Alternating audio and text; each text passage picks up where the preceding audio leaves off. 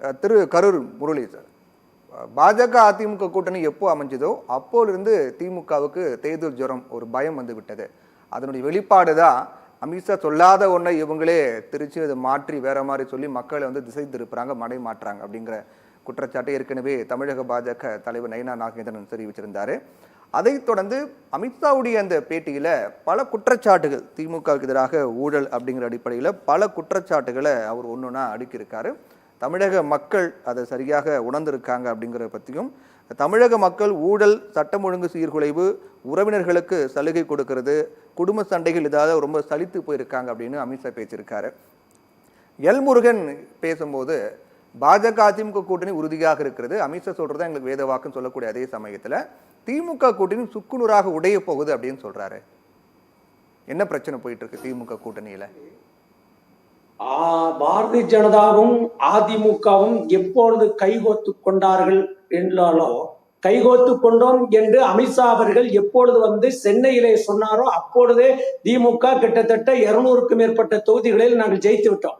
ஏனென்று கேட்டால் பொருந்தாத கூட்டணியை வைத்துக் கொண்டு அவர்கள் வந்து இங்கே வந்து கூட்டணி அமைத்துக் கொண்டு திராவிடத்தை வீழ்த்துவோம், திமுகவை வீழ்த்துவோம் என்று வீராப்பு பேசிக் கொண்டிருக்கிறார்கள்.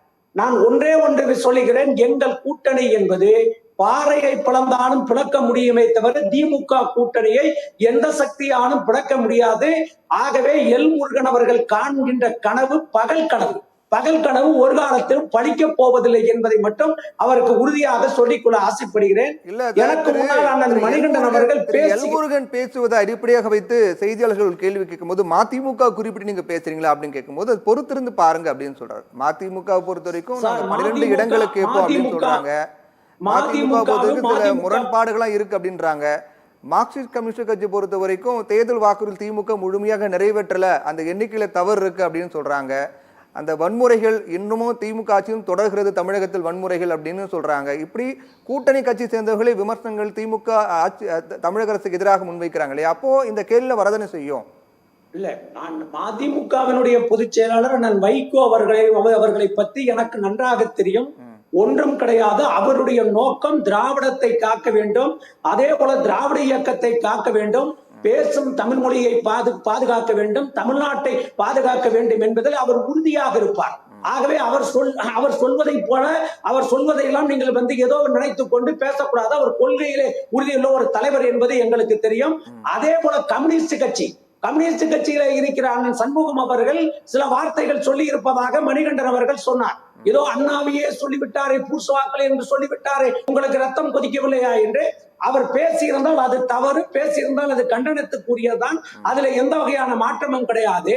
ஆனால் முருகன் மாநாட்டிலே போய் 4 பேர் உட்கார்ந்து இருந்தார்களே, யார்? அதிமுகவிலே இருந்த முன்னாள் அமைச்சர் உதயகுமார் அவர்களும், செல்லூர் ராஜ் அவர்களும், அதே போல கடம்பூர் ராஜ் அவர்களும் உட்கார்ந்திருந்த பொழுது, ராஜேந்திர பாலாஜியும் உட்கார்ந்திருந்த பொழுது பெரியாரை, அண்ணாவை, இன்னும் சொல்ல போனால் திராவிட இயக்கத்தை கேவலமாக அவர்கள் சித்தரித்து திரையிலே படம் போடப்பட்டது. அப்பொழுது அவர்களுக்கு எங்கே போனது ரோசமானம்? அண்ணாவினுடைய கொடியை தாங்கிய உருவம் பொறிக்கப்பட்ட கொடியை தூக்கி கொண்டு அரசியல் நடத்தி கொண்டிருக்கிறார்கள். அப்பொழுது ஒரு வார்த்தை கேட்டார்களா?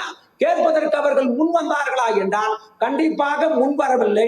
அதே போல கம்யூனிஸ்ட் கட்சியை சார்ந்த ஐயா சண்முகம் அவர்கள் இப்படி பேசியிருந்தால் கண்டிக்கக்கூடிய ஒன்றுதான், அதுல எந்த அளவும் மாற்றம் இல்லை. எங்கள் அண்ணாவையோ திராவிட இயக்கத்தையோ எந்த இடத்தில் எந்த கொம்பன் உட்கார்ந்திருந்தாலும் விமர்சித்தாலும் நாங்கள் விட மாட்டோம். ஆனால் அமித்ஷா அவர்கள் இன்று என்ன சொல்லி இருக்கிறார் என்று சொன்னால், நம்மளுடைய மணிகண்டன் சொல்கிற பொழுது கூட சொல்கிறார், இதோ பாருங்க இப்ப வருவாரு திமுக காரர் வருவாரு, திமுக காரர் வந்து அண்ணா திமுகவை கொண்டு போய் பிஜேபி அடகு வச்சுட்டாரு, எடப்பாடி பழனிசாமின்னு பேசுவார்னு சொல்றார். அண்ணே மணிகண்டனே, அடகு வச்சிருந்தா கூட வட்டியை முதலையும் கட்டி திருப்பிட்டு வந்துடலாம். ஆனா இப்ப அதிமுகவையும் தமிழ்நாட்டையும் கொண்டு பிஜேபியோட அடகு வைக்கவில்லை எடப்பாடி பழனிசாமி. பிஜேபியோடைய கலந்து விட்டு தமிழ்நாட்டை எடப்பாடி பழனிசாமி அடகு வைக்கிறாரு, கட்சி அடகு வைக்கிறான்னு எப்படி சொல்றீங்க? எந்த அடிப்படையில் சொல்றீங்க சொல்லுங்க சார். நான் என்ன சொல்றேன் சார், இப்ப ஒண்ணும் கிடையாது. இப்ப கூட்டணி ஆட்சி தானே அமித்ஷா சொல்றாருல, நீங்க ஒன்னே சொல்ல வேண்டியது. எடப்பாடி பழனிசாமி மறுக்கிறார் இல்லையா? எடப்பாடி பழனிசாமி மறுக்கிறார்ல. அதிமுக தொண்டர்கள் யார் சொல்றதை கேட்பாங்க? அதிமுக தொண்டர்கள் எடப்பாடி பழனிசாமி சொல்றதை கேட்பாங்களா, அமித்ஷா சொல்றதை கேட்பாங்களா? ஐயா நெறியாளர் ஐயா, நான் சொல்றேன் கேளுங்க. அமித்ஷா என்ன சொன்னாரு?